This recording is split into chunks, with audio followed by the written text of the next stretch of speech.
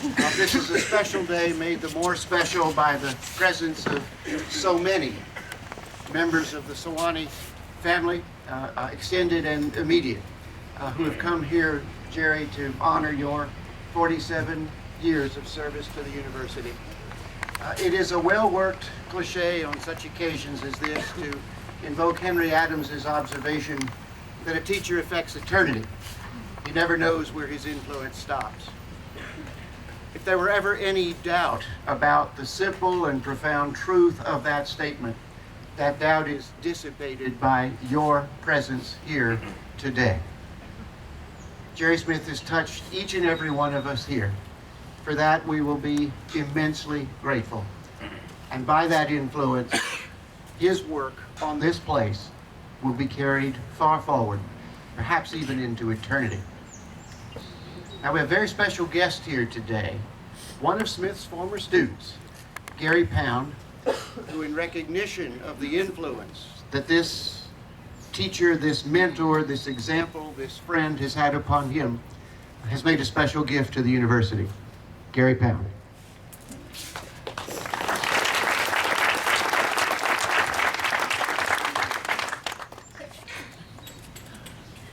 I came up here. I didn't come here to honor Jerry Smith so much as I wanted one last chance to wear this 40 years worth, and I didn't realize what a heat trap it was. When I first came to Sewanee, I had the worst attitude. I was a very talented guy, and I decided I was going to play the role of the disgruntled, sullen, a misunderstood genius. And there was nothing Sewanee could do for me. I was just going to do my thing and get out of here. That lasted a day. And my first revelation was the first day of class, actually. I went to a figure drawing class with Ed Carlos, God bless him, wherever he is today. And there is nothing that can inspire you more than your first attempt at drawing the naked female figure. It will inspire you with joy and inadequacy. And at that point in Ed's class, I decided I'd better figure out how to do this stuff. The second thing that happened, it was the next day. I went to another class, and this was going to be a real hurdle because this was a required class at Sewanee. It was Religion 111. I guess you still have it. And I was thinking, oh my goodness, this is a bunch of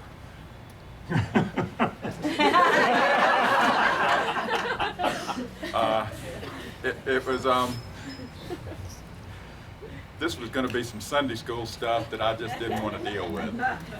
But I got in there, and there was this guy in his tattered robe. He was skinny, and he had a pipe. And the first thing he did was drag us outside into the quad.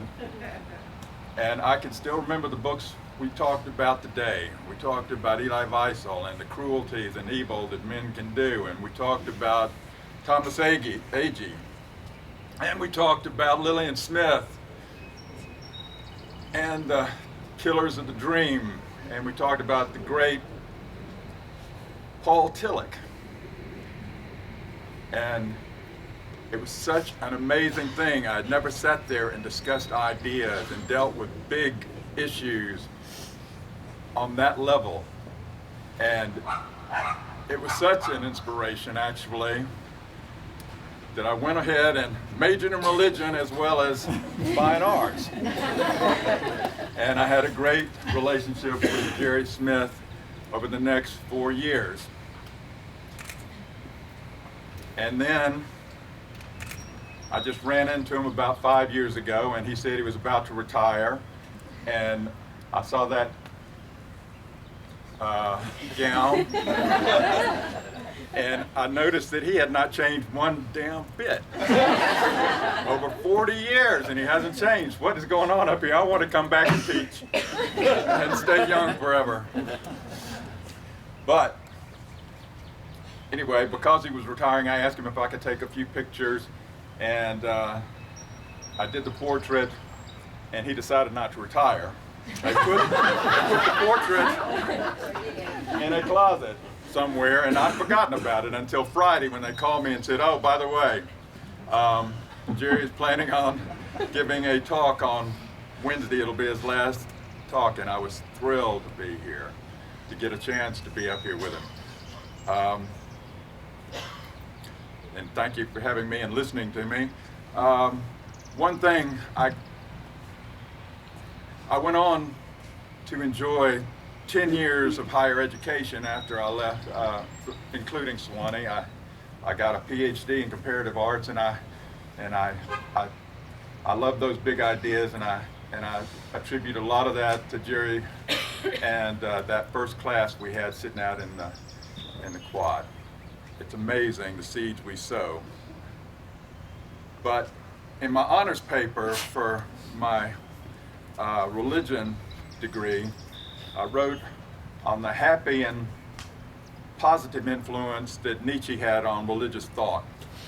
I was a contrarian even then, of course. He said that Nietzsche, he was the one that said that, of course, God is dead. But there was one quote from Nietzsche that I remember from that honors paper. Nietzsche said that you have to speak with thunder and heavenly fireworks to feeble and dormant senses. But the voice of beauty, that voice speaks softly and creeps into only the most awakened of souls.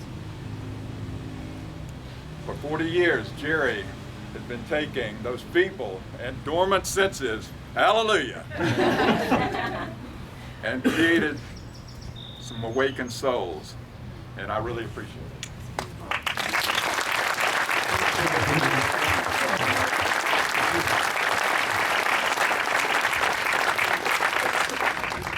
I'm hoping this doesn't end up with a bunch of drones.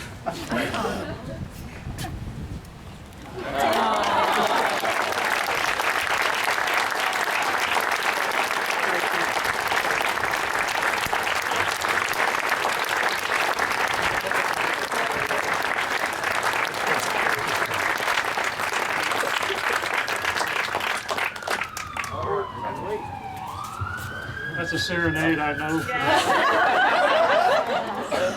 It's just for you. It's just for you. That's for you, Chris. That's for you.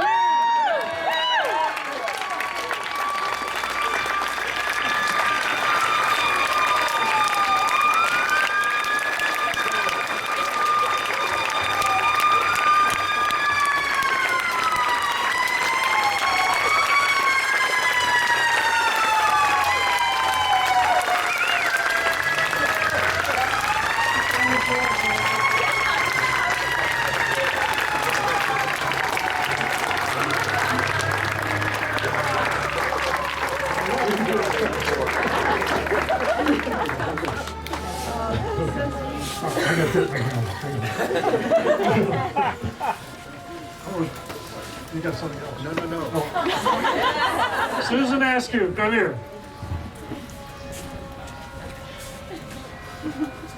It's important at Sewanee to wear the gown.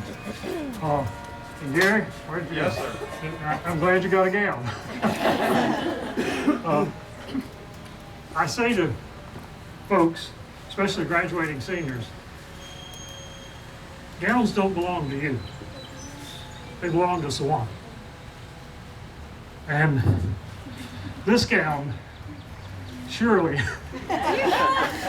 belongs to Sewanee.